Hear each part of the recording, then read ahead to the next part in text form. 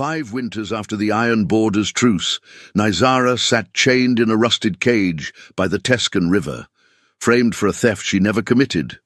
Nobody moved.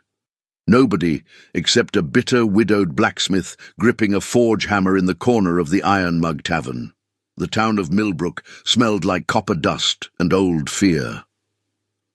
5 years had passed since the last war drum echoed through the Iron Borders, but nobody in Millbrook had forgotten the sound. The peace treaty between humans and orcs was just a yellowed parchment rotting in some lord's drawer. Here on the frontier, hate was a coal pushed beneath ash, hidden but never cold. The mine shafts ran deep beneath the Thornwood Hills, and every man, woman, and orc who swung a pickaxe inside them owed something to Captain Vagger. He collected debts the way rivers collect rain, quietly, constantly, and without mercy. Rent on the cabins, interest on the tools, a tax on the bread sold at the market stall. Nobody questioned the numbers, because questioning Vagger meant finding your family out in the snow by morning. Tobias Crane sat in the farthest corner of the Iron Mug Tavern, his thick hands wrapped around a clay mug he had not bothered to refill. He was 40 winters old and looked 60. The cold of the Iron Borders had carved deep lines into his face, and the fever that took his wife Clara 3 years ago had carved something deeper, a hollow behind his eyes that never quite filled back in. His forge was still standing. That was the only thing Vagger had not yet taken. The mortgage on it sat in the captain's locked chest, and Tobias paid it down copper by copper, month by month, like a man digging himself out of a grave with his bare hands. He kept the forge because it still smelled like Clara's wool coat. She used to bring him lunch wrapped in that coat on cold days, the steam rising from the bowl mixing with the smoke from the bellows. He was not listening to the tavern noise around him. Men argued over wages. A merchant complained that orc workers at the northern gate were slowing the grain carts. Someone laughed too loud near the fire. Tobias watched the flames in the hearth and said nothing. Outside, the wind off the Tescan River had teeth tonight. Then a sound cut through the warmth of the tavern, sharp, metallic, and wrong.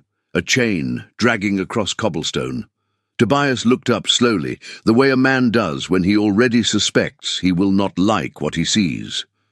Through the frosted window, lit by the pale glow of 2 oil lanterns hung on posts, he saw them. 3 of Vagger's guards dragging an orc woman through the mud. She was tall. They always were, the ones from the northern marks, with dark green skin and a jaw set hard against the pain she clearly refused to show. Her hands were bound with iron rope. Her boots had been taken, her feet left dark prints in the snow. Behind them, Captain Vagger himself strolled with his silver-tipped cane, speaking to no one in particular, loud enough for the whole street to hear. A thief caught red-handed. Let her sit by the river where everyone can see what happens to those who steal from Millbrook. Tobias watched the iron cage door slam shut. He watched the key turn. He watched the guards walk away laughing. Nobody in the tavern moved. A few men glanced outside, then looked back at their drinks. One woman whispered something to her husband, who shook his head without looking up. The orc woman gripped the bars with both hands, not crying, not begging, just looking at the dark water of the Tescan moving past beneath the ice. Tobias set down his mug. Something old cracked open in his chest. Not rage, not exactly. More like recognition. He had sat still too many times already. He had looked away once before. When Clara needed a doctor, and the price Vagger quoted was 2 months of the forge's output. He had calculated, hesitated, and by the time he made his decision, there was nothing left to decide.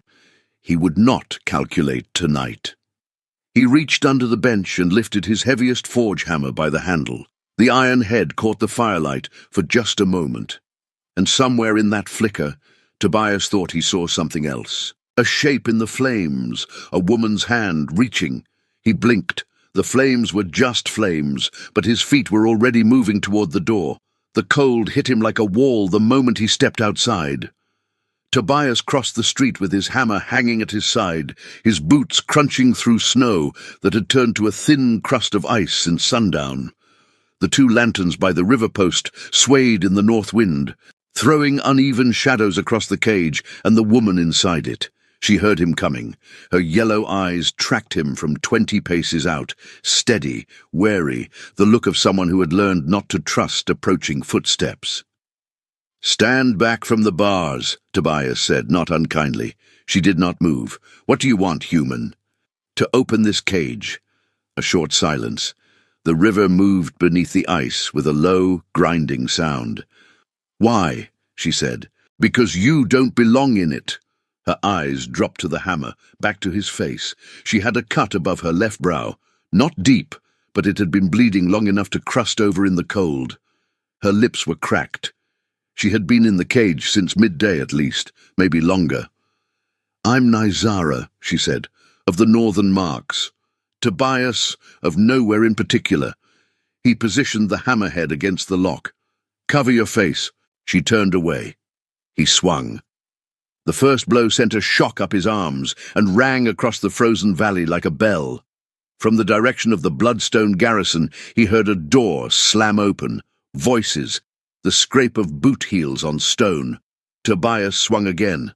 The old lock gave on the second strike, a dry, clean crack, and the cage door swung outward on one hinge.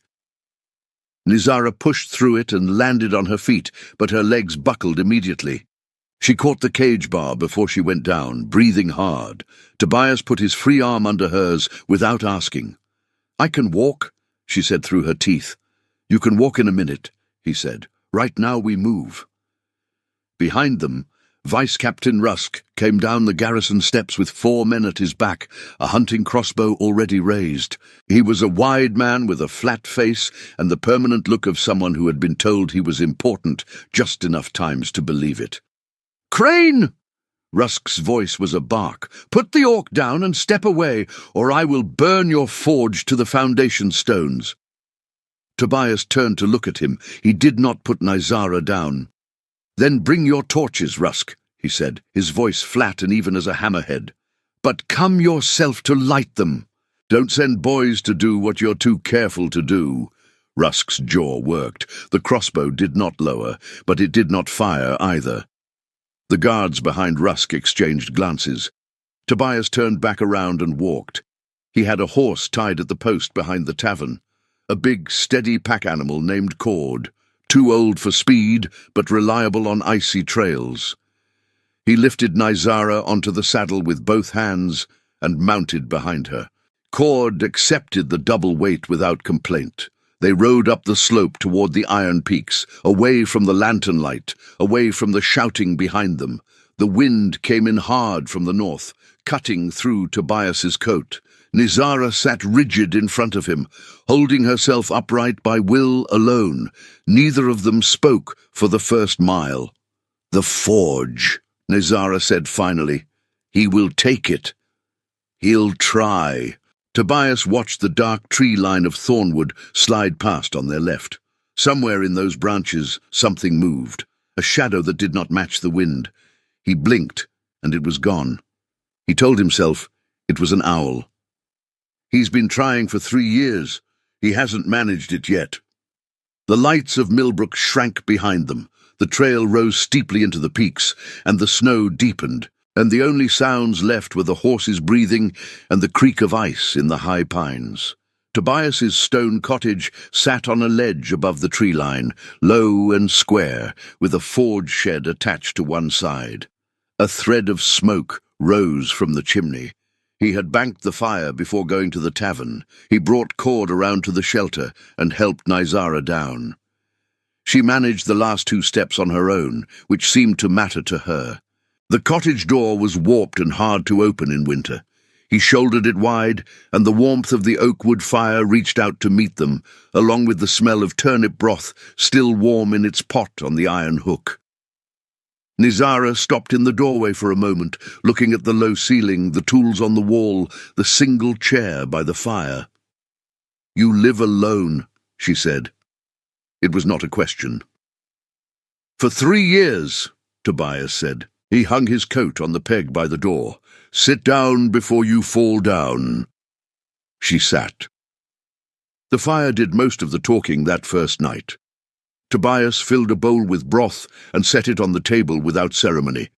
Nizara drank it in 4 long swallows and set the bowl down with the careful precision of someone who did not want to appear hungry. He refilled it without comment. She had a warrior's body, wide shoulders, forearms roped with muscle, the small ivory tusks at her lower jaw just visible when she spoke. Her dark green skin had the slight ashen cast of extreme cold, but colour was returning to her face as the warmth settled in. She wore orc-cut leather and a vest threaded with small carved bone discs, clan markers, Tobias guessed, though he did not know enough about Northern Mark's customs to read them. "What did they say you stole?" he asked, sitting across from her. "Silver ingots from the garrison vault." Her voice was flat. "Gorthak, Vaga's nephew. He found me in the corridor outside the accounting room that night. I was carrying firewood for the East Wing hearths. He smiled when he saw me." She looked at her hands around the bowl. I knew what the smile meant. "And the ingots?" "Planted under my sleeping mat before dawn." She paused. "I heard him in the accounting room before I saw him. Heard the vault drawer open and shut. He had a bag under his wolfskin cloak." Tobias was quiet for a moment. The fire popped. Wind pressed against the shutters. "You heard him and saw the bag," he said. "That's evidence. That's the word of a foreign orc cleaner against the captain's blood." She said it without bitterness, just the weight of a fact she had been carrying a long time. "No one in Millbrook will stand beside me." He did not argue with that because she was right. He had watched Millbrook for 3 years, and what he had seen was a town that had grown very good at not seeing things. Outside, a barn owl called once from the tall pine at the edge of the property. Tobias glanced at the window out of habit, and for just a moment, in the dark glass, he thought he saw the reflection of a woman standing behind him. Brown hair, a wool coat, gone when he turned. He sat very still for a moment, his heart pressed against his ribs. Then he turned back to the fire and breathed slowly. "There's a sleeping mat in the back room," he said. "Blankets in the chest. The bolt on the door works from the inside." Nizara looked at him for a long moment. Her yellow eyes were sharp, reading him the way a hunter reads a trail. "Why?" she asked again. The same question she had asked at the cage. "Why are you doing this? You will lose the forge." Tobias picked up the poker and turned a log in the fire. "I already lost the thing that made the forge worth keeping," he said quietly. "What's left is just iron and stone. Iron doesn't care who uses it." She was quiet after that. He banked the fire and gave her the back room and lay down on his own cot in the front room, listening to the wind come down off the peaks in long, cold waves. Just before sleep took him, he thought he smelled wool and wood smoke, warm, familiar, impossible. He pressed his face into the pillow and let it go. Morning came grey and still. Tobias was at the forge before sunrise, as always. The rhythm of it was the one thing that had not changed. The bellow, the heat climbing from red to orange, the moment when iron becomes workable and the hammer can begin to shape it. He had been doing this since he was 12 years old. His hands knew the work without asking his mind. He heard her wake up. The bolt on the backroom door slid open, and then the soft sound of bare feet on the stone floor. A pause at the doorway between the cottage and the forge shed. "There's bread on the table," he said, not turning from the anvil, "and a basin of hot water." A longer pause. "You heated water for me." The fire was already going. She went back inside. He continued to work. She came out 20 minutes later, washed and fed, wearing her own leather vest and trousers, moving better than the night before, but still favouring her right side, where the cage bars had pressed hardest. She stood at the entrance to the forge shed and watched him work without speaking. He let her watch. After a while she said, "The door frame on the north side, it's warped out. Cold comes in at the bottom." "I know. I can fix it if you have the tools." He nodded toward the shelf on the left wall. She took a hand plane and a small wedge hammer and went to work on the frame without further discussion. The sounds of her work and the sounds of his settled into a rough rhythm, her steady scraping, his heavier strikes, two different tempos, finding the same beat. Tobias did not know what he had expected. Something harder, perhaps. More friction. But Nizara moved through the space with the natural practicality of someone who had always been responsible for keeping herself alive, and that was something he understood. By midday, the north door fit flush for the first time in 2 winters. They ate at the table. Tobias had cooked beans with salt pork. She ate without complaining about the taste, which was fair because the taste was nothing remarkable. He noticed she set a small piece of hard bread aside, an old orc habit he had heard, leaving a portion for the spirits of the land. "Your clan," he said. "The northern marks. Do they know where you are?" "I have no clan." She said it plainly, without an invitation for more questions. He did not ask more questions. That evening, while the light died behind the Thornwood ridgeline, Tobias sat by the fire and turned a piece of metal in his hands, a small flat disc, iron, not yet worked into anything. He had been carrying it in his apron pocket for 3 years. It was the last piece of iron Clara had touched, part of a garden gate she had asked him to make the week before she fell sick. He looked at it now and felt something shift, not the sharp grief he was used to, but something quieter. Like a long note, finally finding its resolution, he set it on the mantel and left it there.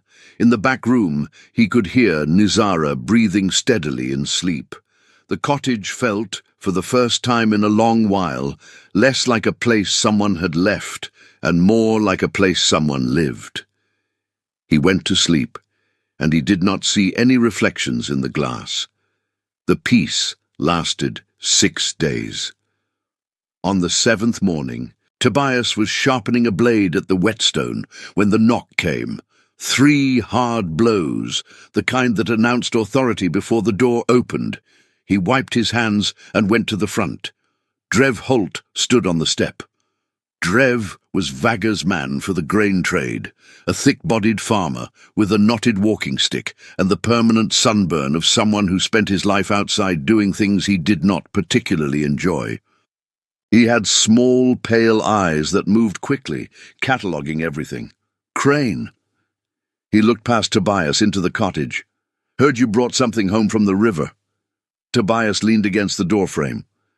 "What I bring into my own house is my business, Drev. It's the captain's business when it's stolen property."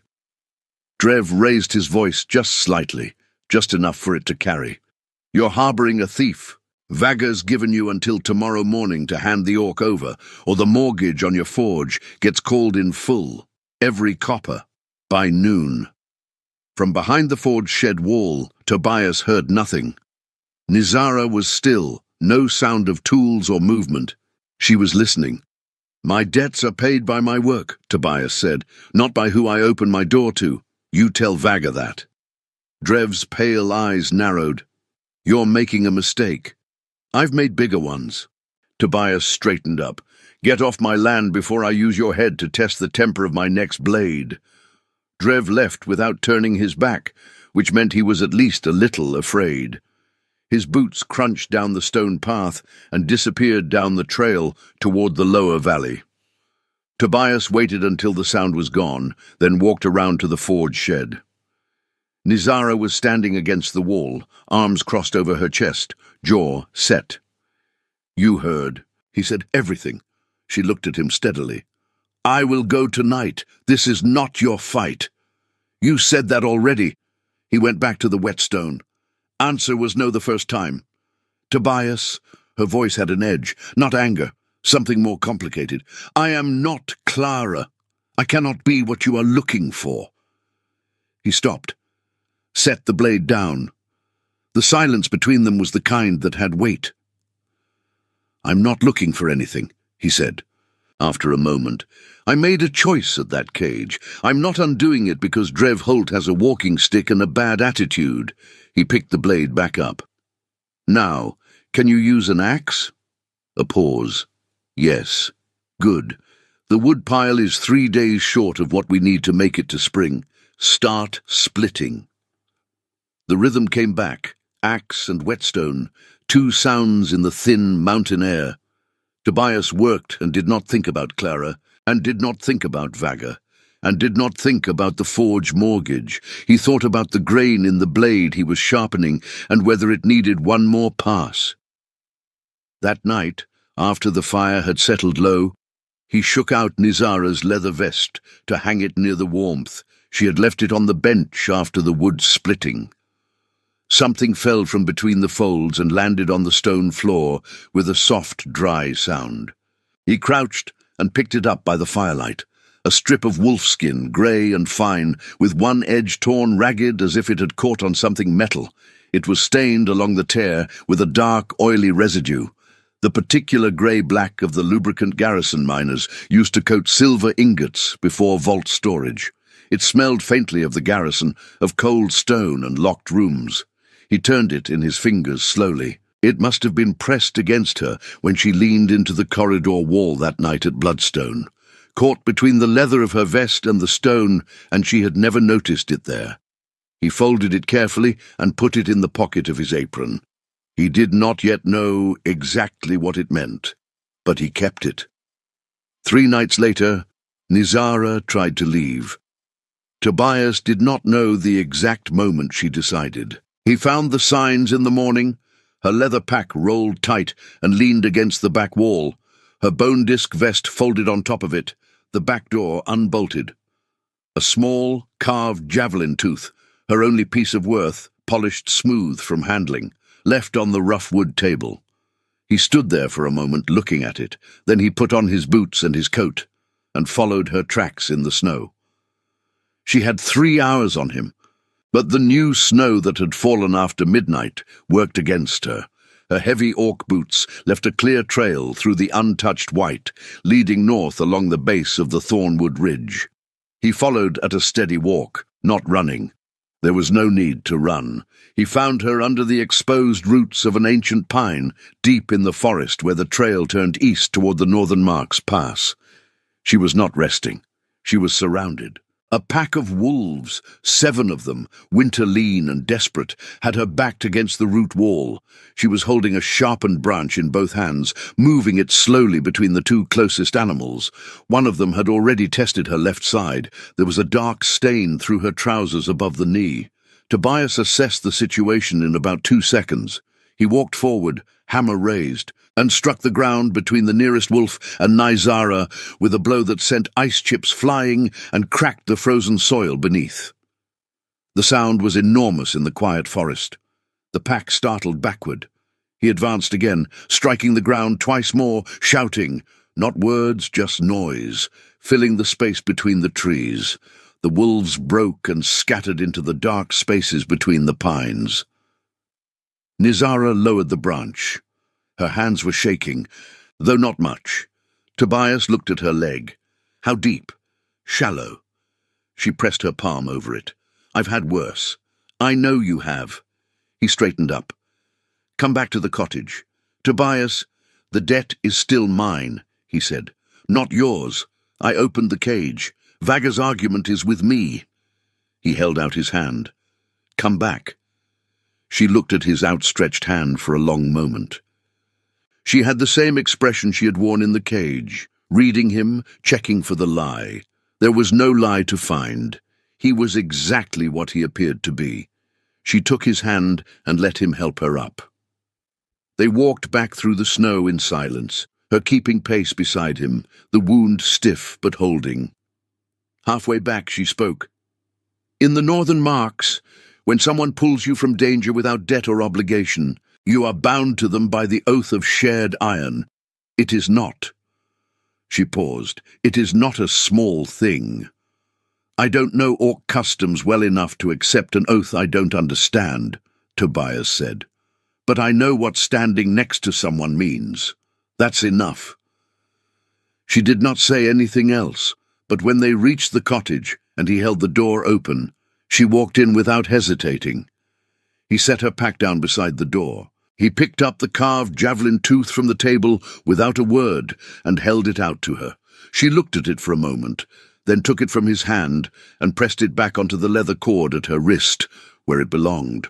On the mantel, the small iron disc caught the firelight, and for just a moment Tobias thought he saw the shadows in the room shift. Warm, brief, like something settling into rest. He blinked. Just shadows. But he smiled anyway, for the first time in a very long while. The piece of wolfskin had been sitting in his apron pocket long enough. The morning after bringing Nizara back from the forest, Tobias spread it on the table in the firelight and showed her. She leaned over it, her legs still stiff from the wolf bite but bearing her weight without complaint, her eyes moving carefully across the torn edge, the grey oil stain, the way the hide had been cut. "Wolf skin from a cloak," she said immediately. "Not a hunting cloak, too fine for that. The oil is the grey kind. The garrison miners use it to mark silver ingots before they go into the vault drawer. It prevents rust during transport. So whoever wore this cloak was handling silver ingots the night you were in that corridor." Her jaw tightened. "Gorthak wore a wolf-skin cloak. I remember it specifically because it was too thin for the cold. Vanity over sense." "And this tore from his cloak when he brushed past the iron vault hasp," Tobias said. "The torn edge matches the height of a lock hasp. It caught on your leather vest in the corridor. You carried it out of the garrison without knowing it." They looked at each other across the table. "It's not enough by itself," Nizara said. "One piece of hide. Gorthak will say I planted it." "He'll say that," Tobias agreed, "which means we need something else." He sat back. "Hattie Bell." Nizara frowned. "The old woman who sews the coats on the East Lane? She owes Vaga 3 months of rent." "She owes Vaga 3 months of rent," Tobias repeated, "which means she is exactly the kind of person who watches everything and says nothing, because saying something costs money she does not have." He tapped the wolfskin. "But I know something about that debt. I made the door bolt for her cabin. She told me she saw something that night and has been afraid since." "You think she will speak?"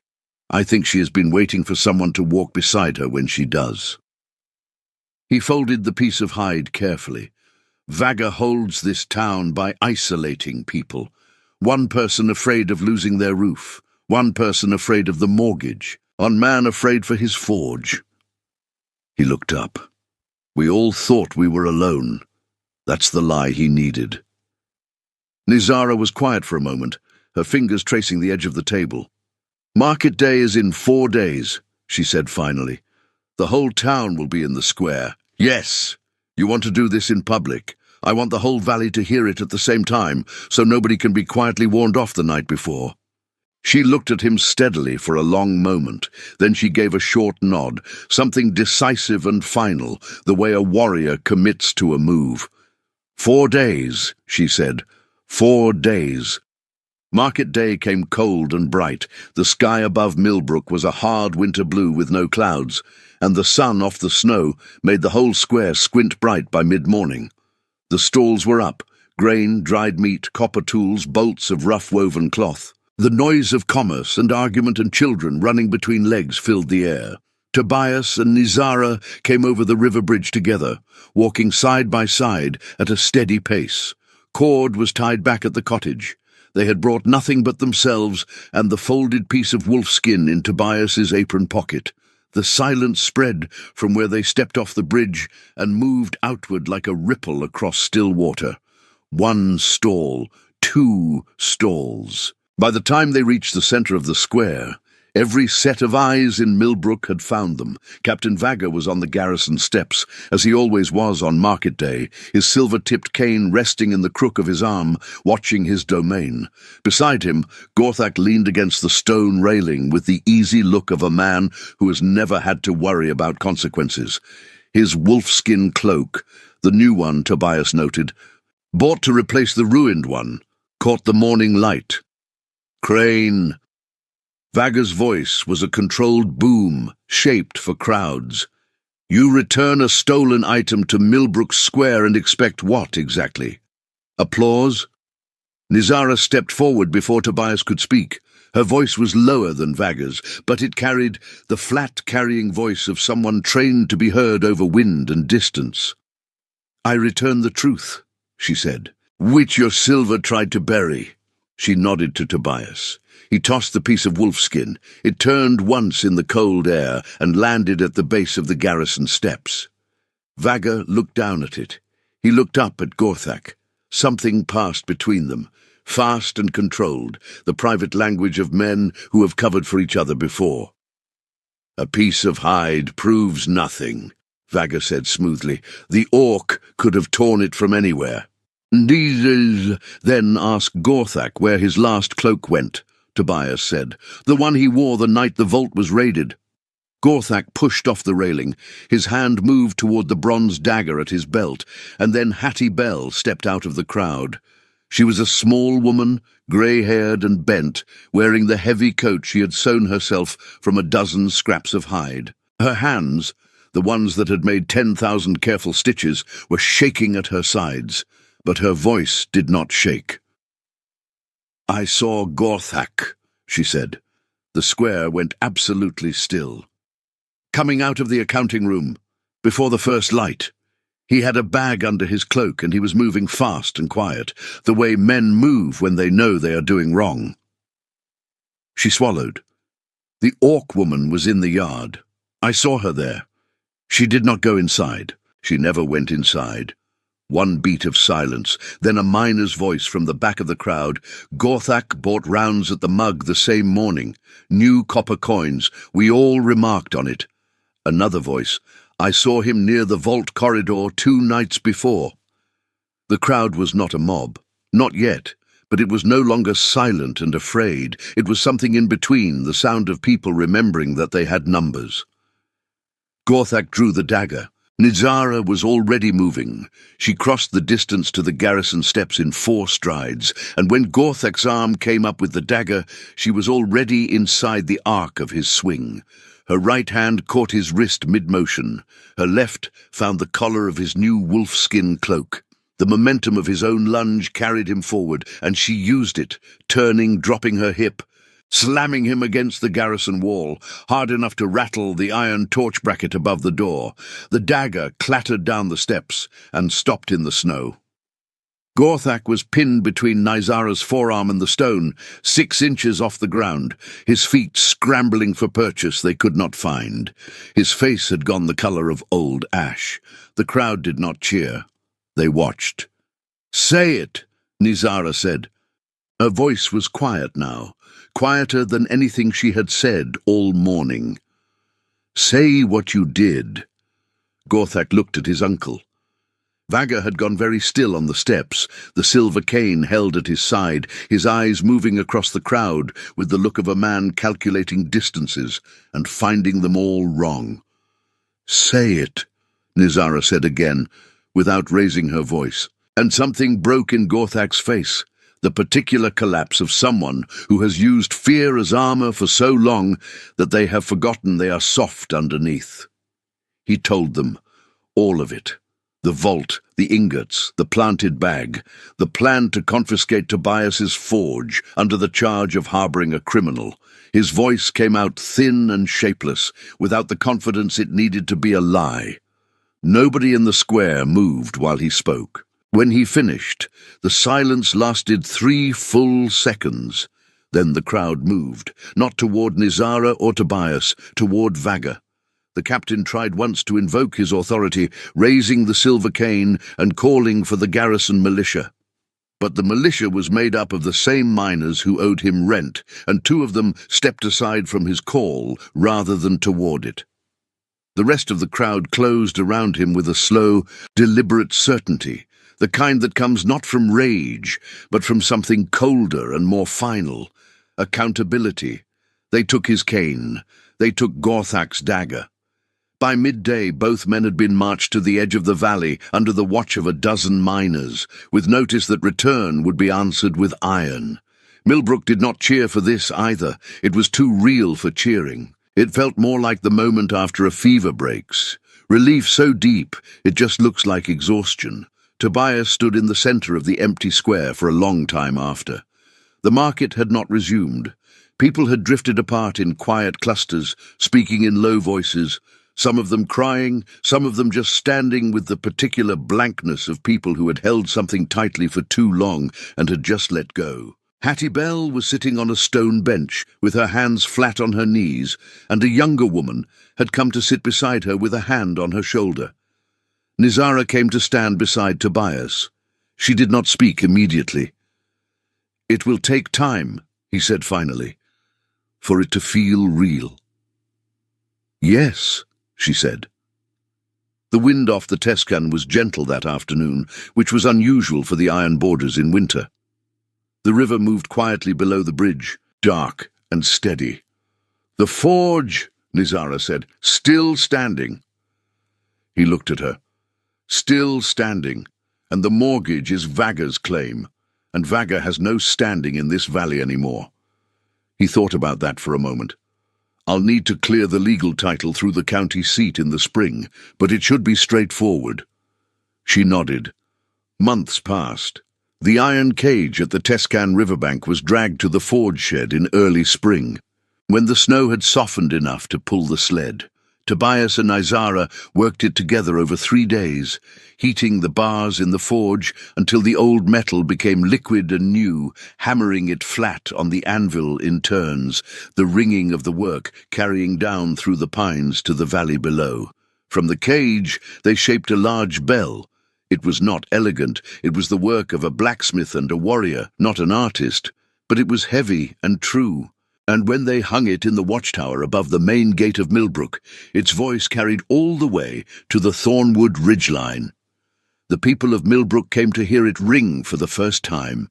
They stood in the square and listened, and nobody said very much, but most of them stayed for a while. Tobias and Nizara walked back up the mountain trail that evening as the light turned gold behind the peaks. The cottage door opened easily now. She had planed it true in her first week, and it had not warped since. The fire was laid and waiting. The smell of turnip broth rose from the pot on the hook. Before he could hang up his coat, Nizara crossed to the mantel and picked up the small iron disc, the one he had set there on the night she first slept under his roof, the last piece of iron Clara had ever touched. She had noticed it from her first days in the cottage, understood without being told what it was, and said nothing. Now she held it out to him. "It should be worn," she said, "not kept." He looked at it for a long moment. Then he threaded it onto the leather cord he kept around his neck and let it rest against his sternum. It was warm from her hand. Outside, the bell rang once more in the cooling air, the wind catching it. Or perhaps just the tower settling, who could say? The sound moved through the valley and up into the high places where the snow still held, and it rolled over the thornwood pines, and it faded slowly, the way good things do, leaving the silence fuller than it was before. Tobias and Nizara sat at the table, and the fire burned warm, and the iron border's winter came down from the peaks, as it always had, cold, indifferent, ancient. But the cottage held.